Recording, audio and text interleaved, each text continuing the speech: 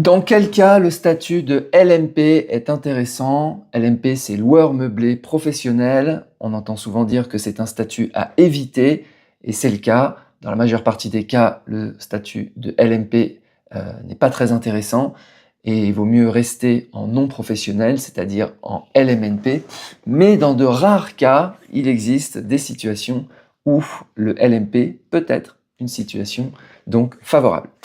Alors, rappel, pour être LMP, il faut avoir des recettes locatives supérieures à 23 000 € et il faut que les recettes locatives soient supérieures aux autres revenus du foyer, les salaires, les pensions, etc. Dans ce cas, eh bien, on est LMP, loueur meublé professionnel. Alors, il y a énormément d'inconvénients, mais il peut y avoir quelques avantages. Alors, premier avantage, c'est le déficit imputable. On parle ici du déficit hors amortissement. Eh bien, ce déficit hors amortissement est imputable sur le revenu global et sans plafond. Ça veut dire que si on a un vrai déficit lié à des travaux, des charges, etc., hors amortissement, important de signaler, eh bien, on peut déduire donc ce déficit des autres revenus du foyer fiscal, salaire, BIC, revenus fonciers, etc., revenus financiers, etc. Ce qu'on ne peut pas faire en LMNP. Donc, LMP, ça peut être intéressant. Donc, ça va concerner ceux qui ont des stratégies de déficit, donc des investisseurs locatifs qui font des travaux très importants et une fois que les travaux sont terminés, qu'ils ont mis en location, eh bien, ils vont encore acheter une nouvelle ruine, refaire des travaux et ils vont essayer de maintenir cette situation de vrai déficit pour pouvoir imputer sur les autres revenus, dans la mesure évidemment où ils ont d'autres revenus et que leurs revenus locatifs, leurs recettes locatives, doivent rester prépondérantes par rapport à leurs autres revenus. Donc il faut vraiment, c'est une situation très particulière. Donc stratégie de déficit, travaux importants, charges élevées ou des intérêts d'emprunt énormes. Voilà.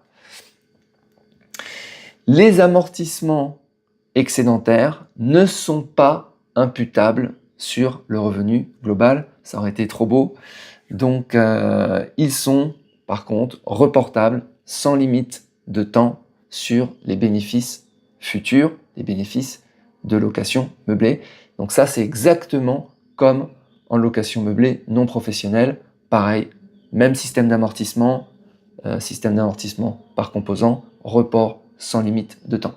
Si vous voulez avoir un système qui fait le calcul des amortissements, que vous soyez en LMNP, en LMP ou même en SCI-LIS, vous avez des solutions sur Top Déclaration qui gèrent tous ces cas et en plus c'est sans abonnement. Je mettrai un lien en description. Autre intérêt d'être en LMP, c'est l'impôt sur la fortune immobilière. Donc si on a de l'impôt sur la fortune immobilière, c'est-à-dire un patrimoine immobilier supérieur à 1,3 million d'euros,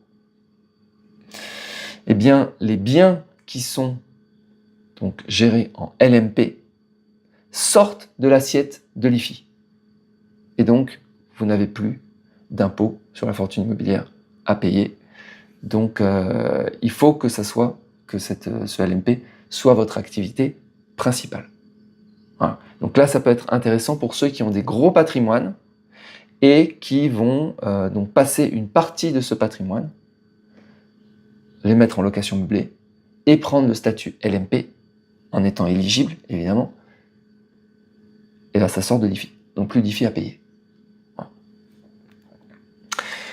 Autre intérêt pour le LMP, c'est le régime d'imposition des plus-values. Donc c'est un régime d'imposition des plus-values donc professionnel, très différent du régime d'imposition des plus-values des particuliers ou quand on est en LMNP. Et il peut y avoir des situations où ce régime donc d'impôt sur les plus-values, quand on est en LMP, quand on revend et qu'on fait des plus-values, dans certains cas, ça peut être très intéressant. Mais ce n'est pas tous les cas. Donc c'est un calcul qui est assez complexe. J'ai un calculateur gratuit et j'ai fait une page dessus sur le calcul de ces impôts sur les plus-values suivant qu'on est en régime LMNP ou en régime LMP. Mais pour vous donner un ordre d'idée, si on dépasse en fait les 5 ans, il se passe des choses en LMP. Donc une activité après 5 ans, des recettes locatives inférieures à 90 000 euros, eh bien on peut avoir une exonération totale de l'impôt sur les plus-values. On a la plus-value court terme et la plus-value long terme. C'est-à-dire même avec la réintégration des amortissements, on peut avoir une exonération totale ou une exonération partielle si on a des recettes locatives entre 90 000 et 126 000. Donc c'est un calcul un peu complexe, mais ça peut être très intéressant. Il faut vraiment rentrer dans les cases. Autre intérêt du LMP qui peut aussi être un gros inconvénient. Ah oui, alors je reviens sur l'impôt sur les plus-values. Quand on est en LMNP cette fois-ci, à partir d'un certain nombre d'années, 22 ans, 30 ans, etc., eh bien, il n'y a plus du tout d'impôt à payer. Donc, ça va vraiment dépendre des situations. Bon, allez voir le calculateur, ça sera plus simple. Ensuite, la protection sociale, donc le régime social des indépendants, puisque quand on est au LMP, on doit s'inscrire à l'URSSAF et avoir la protection sociale SSI. Donc la sécurité sociale des indépendants, ce qu'on n'a pas en LMNP. En LMP, on est obligé de s'inscrire. En LMNP, on n'a pas de sécurité sociale. Parce qu'on a la sécu, parce qu'on travaille, parce qu'on est salarié, quelque chose d'autre. Mais ce n'est pas une sécurité sociale qui est liée à l'activité de location meublée. En LMP, on a cette sécurité sociale, mais on la paye aussi. Elle coûte cher. Et même si on n'a pas si on a un résultat fiscal négatif ou nul, on paye un minimum chaque année qui est autour de 1 400 euros.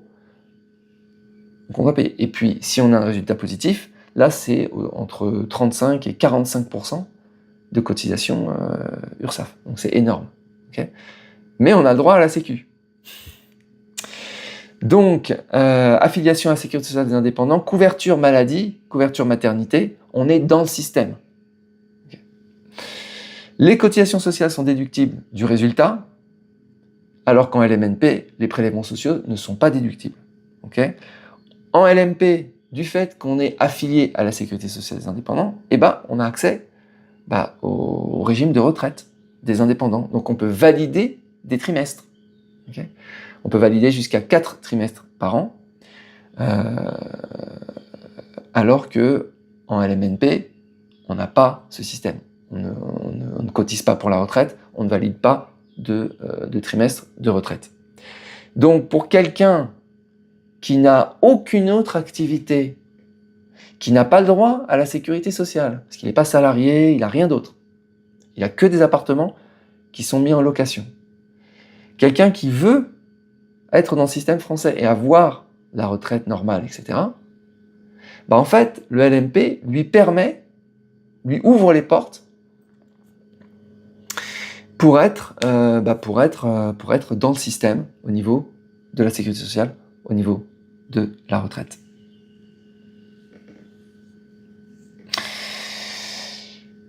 Voilà, écoutez, c'est tout ce que j'ai trouvé comme intérêt à être LMP. Donc vous voyez, ça ne concerne pas énormément de monde quand même, parce que la question des déficits, c'est pas tout le monde qui va faire des gros travaux pour avoir des vrais déficits. L'impôt sur la fortune, c'est pas tout le monde qui a 1,3 million d'euros de patrimoine à faire sortir, à mettre en location meublée pour le faire sortir de l'assiette de l'IFI. Les reventes, c'est quand même un truc, faut vraiment être dans la situation, plus de 5 ans, moins de 90 000 euros. Il faut valider plein de choses pour être vraiment dans les exonérations. Et pour la Sécu, c'est quand même, il y a quand même d'autres méthodes plus simples pour avoir accès à la sécurité sociale française. Et puis le système de retraite, vu qu'il va exploser, est-ce que c'est un intérêt de continuer à cotiser ? Voilà, si vous avez un commentaire ou si vous voulez rajouter des éléments liés aux avantages du LMP, mettez en commentaire. Je ferai une page complète que je mettrai à jour sur le site Top Déclaration. Je vous souhaite une très bonne journée et je vous dis à bientôt. Ciao.